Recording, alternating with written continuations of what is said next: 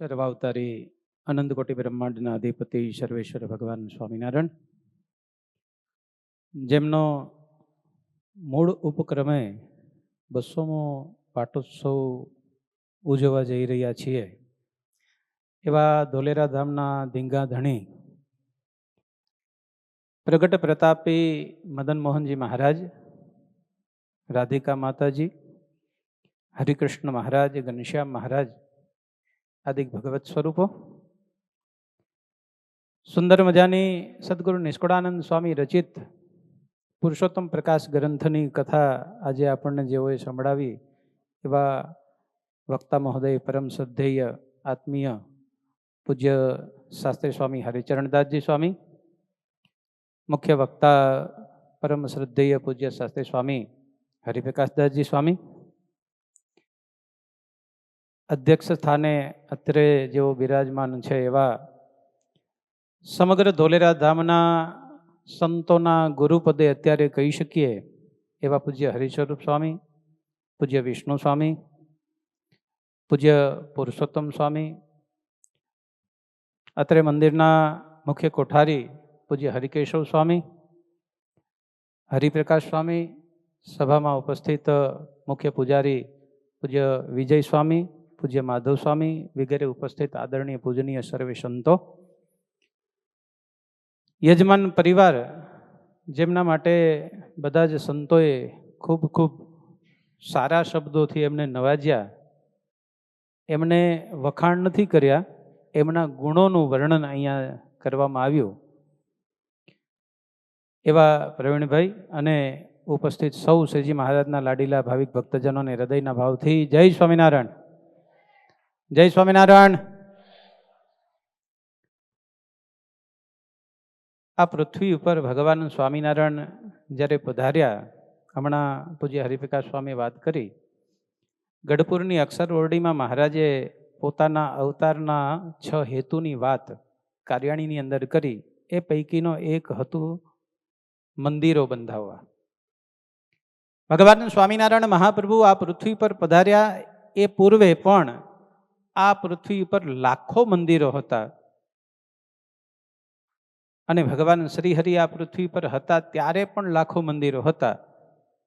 પણ ભગવાન સ્વામિનારાયણ મહાપ્રભુને એવા સ્વરૂપોની ભેટ આપવી હતી કે જે સ્વરૂપ આપણી સાથે વાત કરી શકે, આપણા સંકલ્પ એમની પાસે આપણે રજૂ કરીએ, એ સંકલ્પોને ભગવાન શ્રીહરિ પરિપૂર્ણ કરી શકે. ભગવાન સ્વામિનારાયણે જ્યાં જ્યાં 6 મંદિરોની અંદર નરનારાયણ દેવથી લઈને ગોપીનાથજી મહારાજ આદિ જે કંઈ સ્વરૂપો પધરાવ્યા, એ પૈકીના સ્વરૂપોની અંદર મહારાજે પ્રતિષ્ઠા કરીને એમ કહ્યું કે આ સ્વરૂપની અંદર અમે સ્વયં પોતે બિરાજમાન થઈ અને તમારા સંકલ્પોને પરિપૂર્ણ કરશું.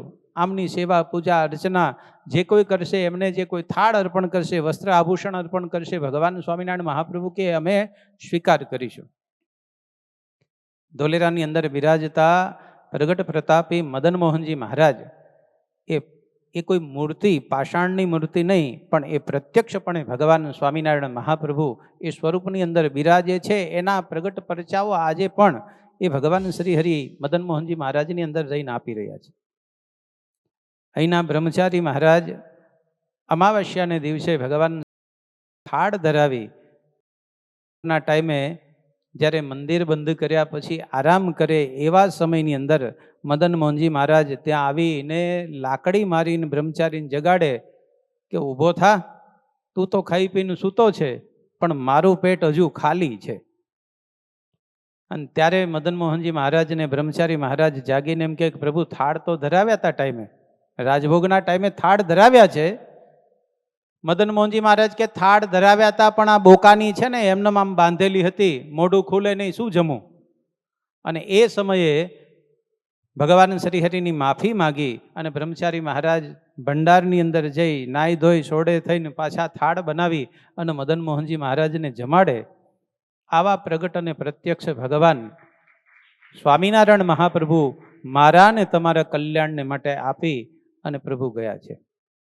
આ મંદિરોના બાંધકામને માટે જે આપણા સંતોએ દાખલો કર્યો, અહીંની વાત લગભગ આજથી 10 વર્ષ પહેલાં હરિચરણ સ્વામી જૂનો સભા મંડપ હતો, ત્યાં કથા કરતા.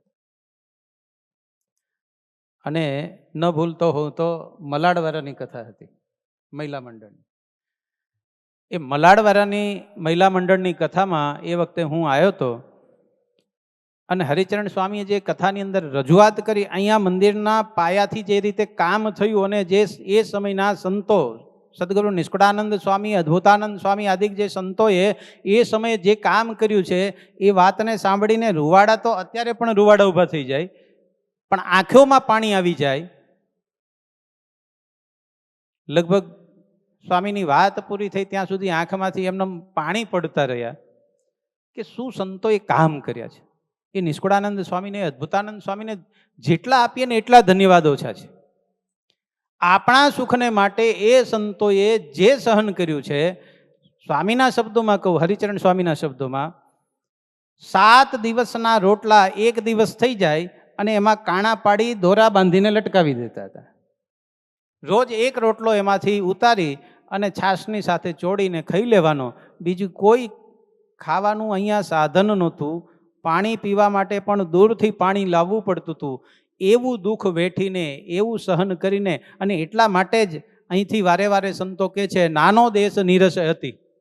અહીંયા કાંઈ ખાવા પીવાની પણ વ્યવસ્થા નહોતી, છતાં પણ ભગવાનને રાજી કરવા માટે નિષ્કુળાનંદ સ્વામી, અદ્ભુતાનંદ સ્વામી જેવા સંતોએ અહીંયા રહી અને આ મદન મોહનજી મહારાજને રાજી કરવા, ભગવાન સ્વામિનારાયણને રાજી કરવા માટે આ મંદિરની સેવા કરી. ભગવાન એમના ઉપર એટલા માટે રાજી થયા અને 18 જોડી ચરણાવીને એટલા માટે પાડીને આપ્યા. ભગવાન સ્વામિનારાયણ મહાપ્રભુના પ્રતાપે કરીને જ્યારે આ ભારત ભૂમિની ઉપર ધર્મની, ભક્તિની, જ્ઞાનની, વૈરાગ્યની અભાવ હતો, એ સમયે ભગવાન સ્વામિનારાયણ મહાપ્રભુના એ સંતોના પ્રભાવ અને સ્વભાવના કારણે આ ભારત ભૂમિ અને ખાસ કરીને ગુજરાતની અંદર ધર્મ, જ્ઞાન, વૈરાગ્ય અને ભક્તિનો પ્રચાર એ ભગવાન સ્વામિનારાયણના સંતોએ એ વખતે કર્યો. અને આજે એનું ફળ છે ને આજે ગુજરાતની અંદર બધા ભોગવી રહ્યા છે. નહીંતર ગુજરાતની પરિસ્થિતિ છે ને બહુ ખરાબ હોત. એ નિષ્કુળાનંદ સ્વામીને જેટલા કરીએ એટલા વંદન ઓછા છે, એ અદ્ભુતાનંદ સ્વામીને જેટલા કરીએ એટલા વંદન ઓછા છે.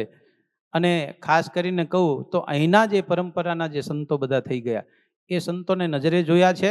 અહીંયા આ જ્યાં આગળનો ભાગ જે છે રસોડું આના પછીનું, ત્યાં જ જે આપણા જૂના સંતો ધર્મ સ્વરૂપ સ્વામી આદિ સંતોના પતરાવાળા મકાનો હતા અને એ પતરાવાળા મકાનોની અંદર રહેતા હતા, એ બધું નજરે જોયેલું છે. પણ અહીંના 3 સંતો, બળદેવ સ્વામી, હરિકેશવ સ્વામી અને હરિચરણ સ્વામી, આ 3 કોઠારીઓએ અહીંયા જે કામ કર્યું, આખી કાયા પલટ કરી નાખી. અને ચોથા રામસ્વામી. આ 4 સંતોને ધન્યવાદ આપીએ કે મદન મોહનજી મહારાજના પ્રતાપે કરીને, ભગવાનના ભક્તોના પ્રતાપે કરીને અહીંનો રોટલો અને ઓટલો મોટો કરી અને આ મંદિરનું વિકાસનું ખૂબ કાર્ય કર્યું છે. ભગવાન સ્વામિનારાયણ મહાપ્રભુ અમારા પૂજ્ય માધવ સ્વામી વતી લક્ષ્મીનારાયણ દેવના ચરણોમાં પ્રાર્થના કરીએ. અને ખાસ કહીએ તો પ્રવીણભાઈ માટે સ્વામિનારાયણ સંપ્રદાયનો હરિભગત હોવો જોઈએ તો કેવો હોવો જોઈએ? પ્રવીણભાઈમાંથી એક ગુણ ગ્રહણ કર્યા જેવો છે. શું ગુણ ખબર છે? બીજા બધા જ હરિભક્તોને કંઈક ને કંઈક આગુ પાછું હોય, પણ પ્રવીણભાઈને કોઈ પણ પ્રકારનો દેશનો વાડો, અમદાવાદ દેશ, વડતાલ દેશ, જુનાગઢ દેશ કે ગઢપુર દેશ, આ દેશનો વાડો એમના જીવનની અંદર નથી. બધા જ સંતો મારા છે, બધા જ મંદિરની અંદર પધરાવેલા દેવ ભગવાન સ્વામિનારાયણના પધરાવેલા મારા છે, એવો ભાવ જે છે ને એ સત્સંગના પ્રતાપે કરે છે. એટલે ભગવાન સ્વામિનારાયણના ચરણોમાં પ્રાર્થના કરીએ એમનું સ્વાસ્થ્ય સારું છે ને વિશેષ સ્વાસ્થ્ય સારું રાખે, એ જ અભ્યર્થના અસ્તુ. જય સ્વામિનારાયણ.